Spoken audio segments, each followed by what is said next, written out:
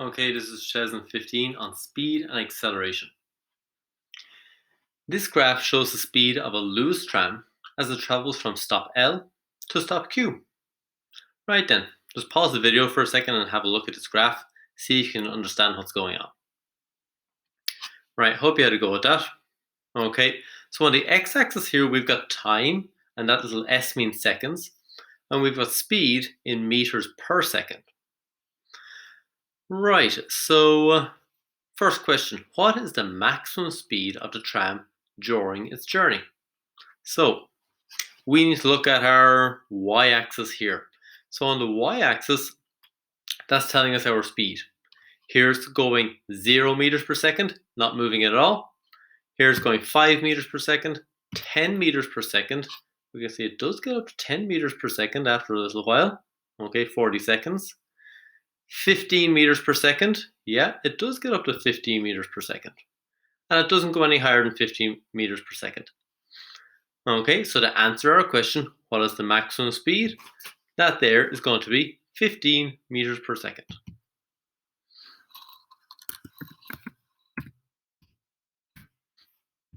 Okay, we just read that straight off from the graph. Part 2. Calculate the distance traveled by the tram between position M and N. So again, we are looking for the distance traveled between M and N. How far did it go? How many meters did it go? Okay, so to calculate the distance, we need to, first of all, look at what we're given. Okay, on the x-axis, we're given the amount of time, and on the y-axis, we're given the speed. Okay, so at point M and all the way to N, it's doing the exact same speed. Its speed is not changing. It's doing 10 meters per second. Right then, so our speed is equal to 10 meters per second. And that's really important because that's telling us that for every second, the speed of the Lewis is doing 10 meters. So in 1 second, it does 10 meters. In 2 seconds, it would do 20 meters. 3 seconds, it would do 30 meters. So for every single second, it is doing 10 meters. That's how to read that unit. Now, we know how fast it's going. We now need to know how many seconds, how long it's doing that for. Right then, between M, okay, it's starting out at 40 seconds, and it's going all the way to N, so all the way up to 100 seconds. So what's the time duration here? Okay, let's look at our axis. It's going up in 20s. 0, 20, 40. So each line here, each box here represents 20 seconds. So between M to N, we've got, well, this is going to be 20 seconds. This is going to be 40 seconds. This is going to be 60 seconds. So 3 boxes worth, 60 seconds. So our time that it's moving is equal to 60 seconds. Now we know from the speed that it will do 10 meters in 1 second. So how many meters will it do in 60 seconds? That's our question. Best way to write this. So we have got 10 meters for 1 second. We've just written the speed again there. 10 meters for 1 second. Now if we want 60 seconds, and not just 1 second, we would times this by 60. Okay, so times that by 60, or times the whole line by 60 now. So 60 by 10 is going to equal 600 meters. Okay, and this is going to be for 60 by 1 is going to be 60 seconds.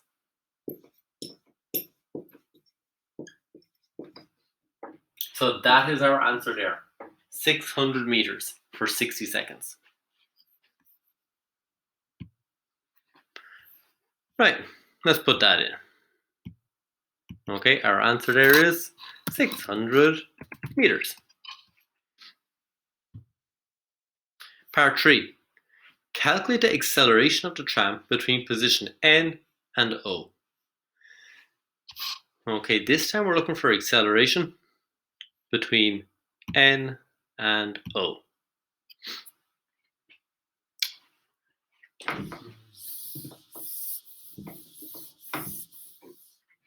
Now to do this, we need to use one of our formulas.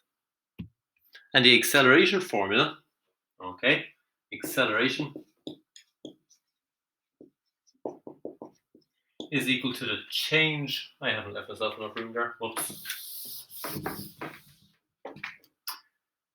Acceleration is equal to the change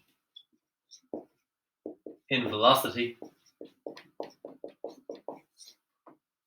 Sometimes we can use speed instead of velocity. Okay, divided by the time taken.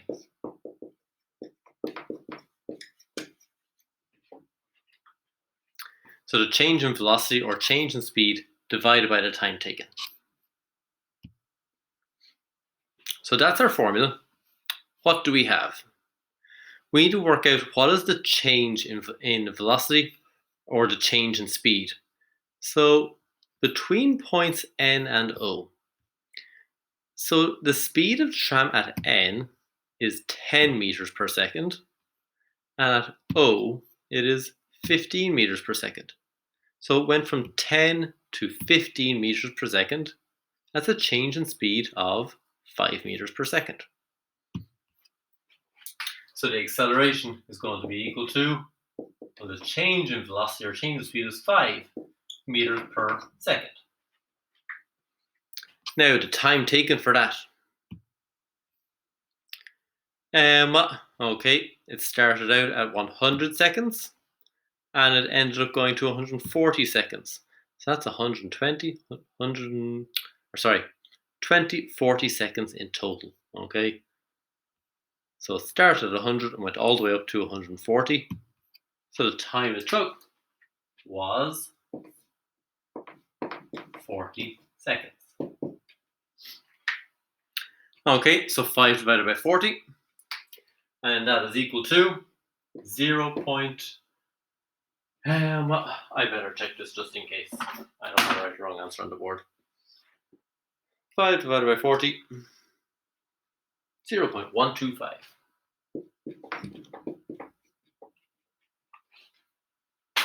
Now, really important, we're not to forget about our units here. Okay, the equation here is telling us what our units are. We don't have to remember them off by heart or anything like that. Our unit is 5 meters per second for speed, and it's changing, or it's divided by seconds. So it's meters per second is the way to say that. Meters per second.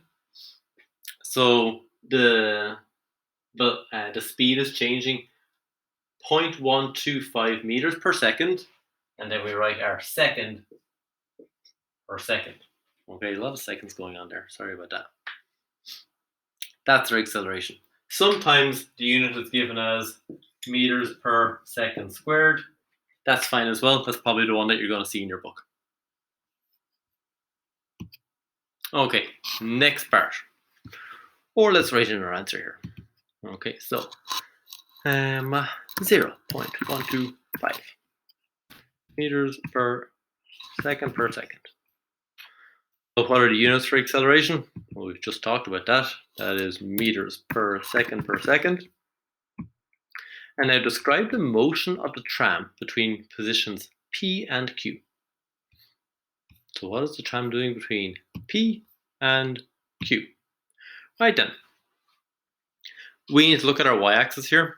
At P, it is doing 15 meters per second, the speed. And at Q, it's doing 0 meters per second. So describe its motion. Started out at 15, went all the way down to 0. It's slowing down. Its speed is decreasing. So the speed is decreasing, or you could just say it's slowing down. Now, one thing that people get confused on, just before I finish up, some people make and this is a really common mistake, and they say, well, what's happening between P and Q? And they say, well, it's going downhill. Okay, they look at that and they say, well, the slope is going down, it's going downhill.